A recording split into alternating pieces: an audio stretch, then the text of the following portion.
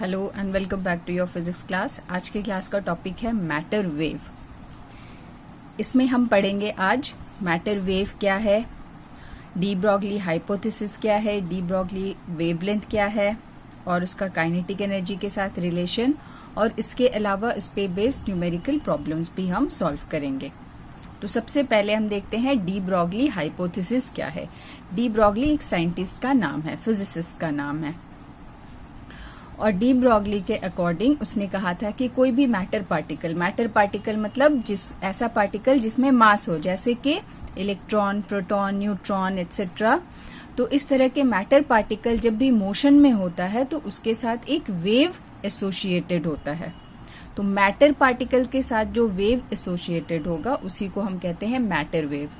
तो क्योंकि de Broglie ने ये हाइपोथेसिस दिया था तो उसको मैटर वेव को डी ब्रॉगली वेव भी कहते हैं, और उस वेव का जो वेवलेंथ होता है उसको डी ब्रॉगली वेवलेंथ कहते हैं। ये इसका प्रोनाउंसिएशन डी ब्रॉय भी होता है, पर डी ब्रॉगली भी अगर प्रोनाउंस करे तो एक्सेप्टेबल है। तो हाइपोथेसिस ऐसा है, according to de Broglie all material particles in motion have wave nature also. The waves associated with moving particle of matter is called de Broglie waves or matter waves. The wavelength of matter wave is called de Broglie wavelength. और ये de Broglie wavelength का जो expression होता है वो होता है lambda is equal to h by p, that is equal to h by mv. यहाँ पर h है प्लैंक्स कांस्टेंट, p है मोमेंटम ऑफ द पार्टिकल, जो पार्टिकल मूव कर रहा है जिसके साथ वेव एसोसिएटेड है, और उस वेव का वेवलेंथ है ये।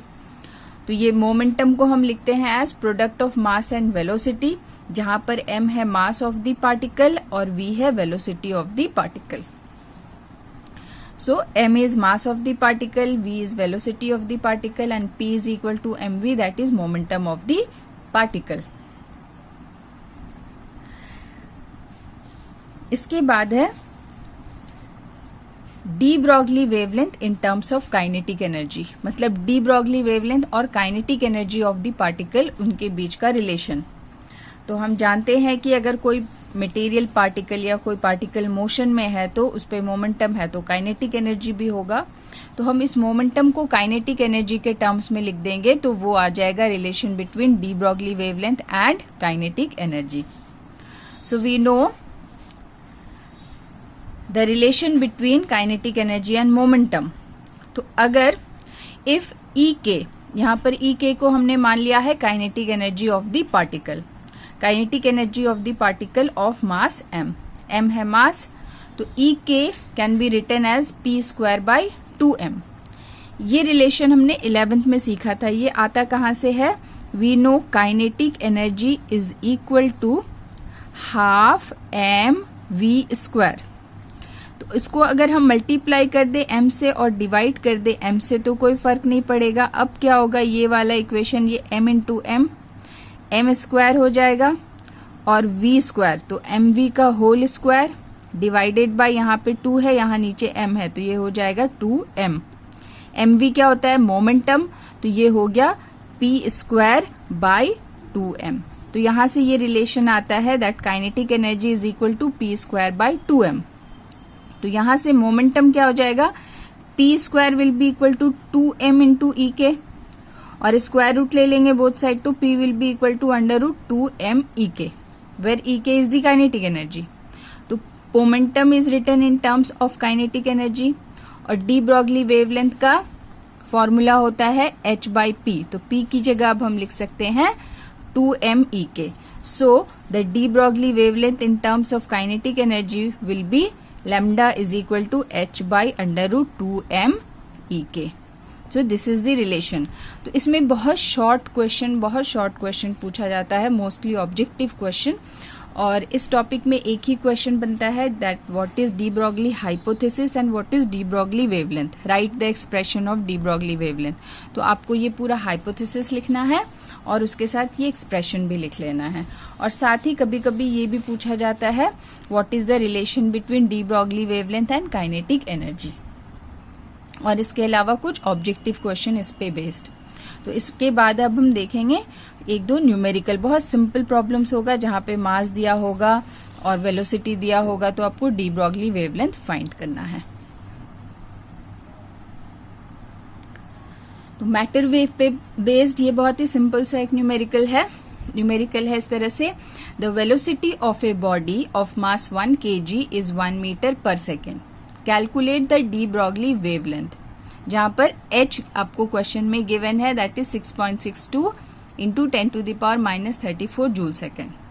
So given quantities are mass, that is 1 kg, velocity, that is 1 meter per second, and Planck's constant. So we have to find de Broglie wavelength, that is lambda. So we know that de Broglie wavelength is given by h by p, where p is equal to mv. अब सबका values बस रख देना है, तो 6.62 into 10 to the power minus 34 ये हो गया जूल सेकेंड, और mv है, ये m है 1 kg और वेलोसिटी है 1 मीटर पर सेकेंड। सारा SI यूनिट में है, तो डायरेक्ट इसको यहीं पे फॉर्मूला पे वैल्यूज रख देना है। तो उसको सॉल्व करेंगे तो डी ब्रॉगली वेवलेंथ का वैल्यू आएगा दिस मच। तो दिस इज द आंसर। बहुत सिंपल है, सिर्फ फॉर्मूला पे वैल्यूज रखना है और मल्टीप्लीकेशन डिवीजन करना है। सेकेंड क्वेश्चन है,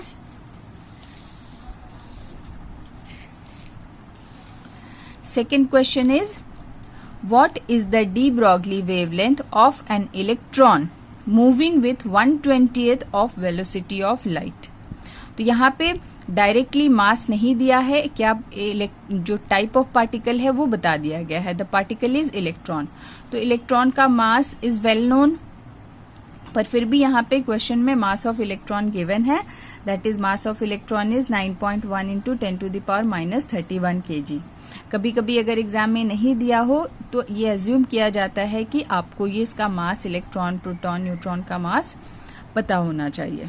और क्या है, वेलोसिटी दिया है, तो वेलोसिटी भी डायरेक्टली नहीं दिया है, this is in terms of velocity of light. So given quantity is velocity of light, that is 1/20th of speed of light, that means 120 into 3 into 10 to the power 8 meter per second। और mass of electron already given है, find करना है de Broglie wavelength. तो बस formula पे values को put करेंगे, that is lambda is equal to h by p and p is mv, so h by mv। अब यहाँ पे वैल्यूज को रखना है और कैलकुलेट करना है। तो कैलकुलेशन पार्ट आप करेंगे और फिर चेक करेंगे ये आंसर करेक्ट है या नहीं। So I have pre calculated this all, तो आपको फिर से ये कैलकुलेट करके चेक करना है this is the right answer और not. So the de Broglie wavelength comes out to be 4.85 into 10 to the power minus 11 metre. तो कुछ इसी तरह का सिंपल प्रॉब्लम्स होता है, लेकिन इस चैप्टर में मोस्ट इम्पॉर्टेंट है फोटो इलेक्ट्रिक इक्वेशन और उस पे बेस्ड न्यूमेरिकल प्रॉब्लम्स। तो ये वाला जो आपका यूनिट है, that is unit 7, which is dual nature of matter and radiation, वो यहाँ पे कंप्लीट होता है। नेक्स्ट क्लास में हम स्टार्ट करेंगे एटम्स एंड न्यूक्लियाई, और इस पे बेस्ड कुछ ऑब्जेक्टिव क्वेश्चन है जो हम एग्जाम के पहले डिस्कस करेंगे, वो ज्यादा अच्छा होगा। अभी इस नेक्स्ट यूनिट पे पहले हम स्विच करेंगे। तो आज के क्लास में इतना ही है। Thank you.